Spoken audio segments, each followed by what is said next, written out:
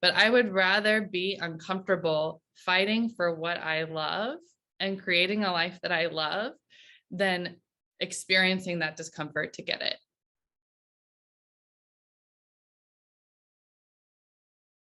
You have to be a self-starter, self-motivator. You have to learn to stay disciplined and be very detail-oriented. So I think different attributes kind of taught me that. How passionate and determined I am to do what I love is such a strong non-negotiable for me since I was a kid, that is far greater than for me, than the uncomfortability of being brave. So I launched my firm, Executive Performance Institute for Coaching. The acronym is EPIC. I launched that firm in March of 2020. Executive coach is one of our biggest things that we work on with our clients, is helping someone grow in their leadership. And one way that, if I were to start telling them versus asking them, that doesn't build their leadership. That builds their followship, to follow what I say. And that creates a dynamic that doesn't actually help them grow in their leadership to even leading themselves forward. And a leader, meaning any individual is a leader. They don't have to literally have a team. If we can allow any leader to understand and build a healthy, resourceful autopilot of how to lead themselves forward in a powerful way, then that will be their autopilot on how they can lead others forward. I mean, when it comes down to it, what is it that you really want? What boundaries do you have on what that looks like? I mean, it really is about that like outweigh of discomfort and passion, and how much do you really want something.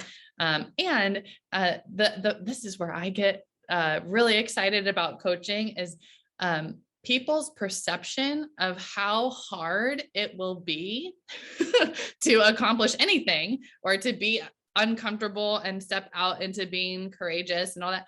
People perceive that hard being much harder than it may often actually is. Then they're experimenting with new things. They're willing to fail forward. They're willing to do things that they've never done before, because now they're being innovative, and you can't be creative if you're afraid.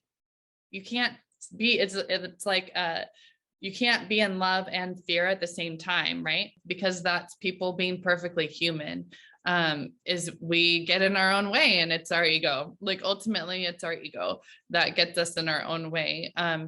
How to help disarm that, and have, more importantly, not have me get them to overcome it, but have them first see it and then guide them to overcome it, not me tell them how to overcome it.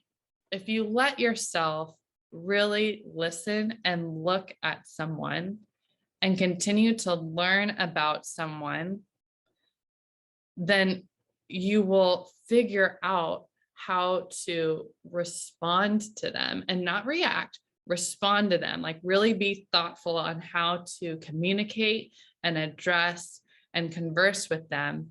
I have a lot of grit and a lot of determination and passion.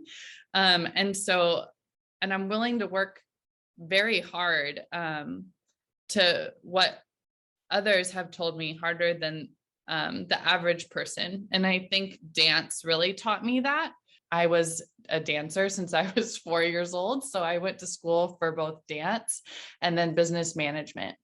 And during school, because I didn't study psychology or sociology, or at least choose that degree, I decided to keep that in my sphere, keep that alive for my own interest. And I signed up for all of these e-newsletters to be sent to my email at the time, my Hotmail email in college, that I could read as my Sunday paper instead. Several adults who were starting to talk to me about their professional endeavors, their careers, or the things that they were experiencing in their work and their struggles that came with that. And so I remember telling a few people, I said, well, let me buy you a cup of coffee. I have some thoughts on like what I could, suggest to you or recommend to you.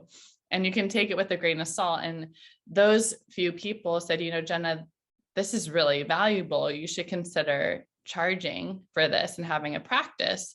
I had never been so sure of something before in my life. Even though I say dance was my first love, I didn't have the same feeling that I did about coaching in that moment that I ever had about dance. So I just started realizing, like, when this, I said, what did I say? I call it a like lightning shot of energy hit me. It just really felt like God was telling me, like, this is it. You didn't know this was even around, but this is it. Like, this, in every fiber of my being, I knew I meant to do this.